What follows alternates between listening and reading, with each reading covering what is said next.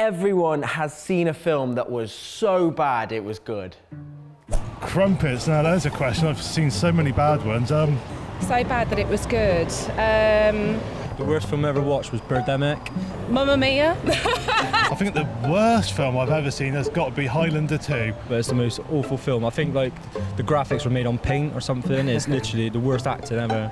So yeah, I think I could do a better job, to be fair. What was so bad about it? It was absolutely diabolically rubbish. It was so different to the first film.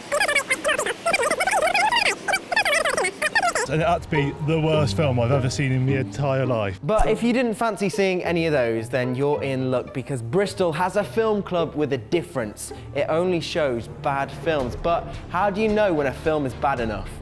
Well, there are lots of bad films out there, but we don't show things like Transformers 3 that cost 180 million and are basically the product of the studio system. We show films that are quite culty in their nature and often the result of one man's vision or direction, and it's where their ambition doesn't quite meet their talent. There are bad films that already have a reputation to them, so The Room, Troll 2, Birdemic, and I've seen all of those, but every now and then you find something that's not so well known. I'm always on the lookout for cult films, and basically the best place to find them is in charity shops, on VHS or DVDs that people have thrown away. We like to think that our screenings of bad films also do some good, because all the profits from each of our nights go to a different charity each month.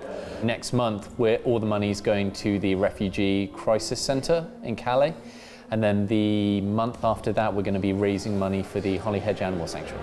The anticipation was high for this month's terrible film. Craft beer in hand, the punters eagerly took to their seats to find out what celluloid monstrosity was in store for them.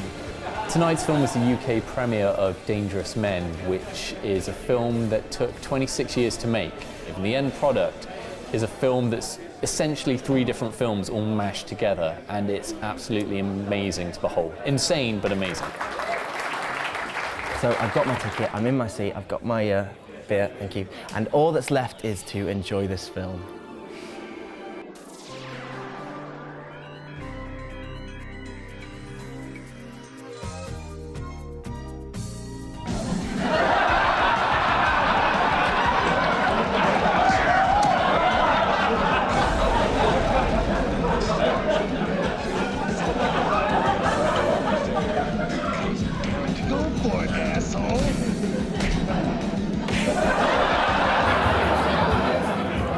I definitely recommend coming to the Bristol Bad Film Club. Although it was a really terrible film, it was actually quite fun to watch, and almost a glutton for punishment way. It was really, really funny. But I tell you what, the worst, absolute worst thing about it has got to be the actors. I reckon I could act better than that. That is probably the worst acting that I'd ever seen in my life. You know what would be even more funny? If one of them heard me talking about how terrible their acting was.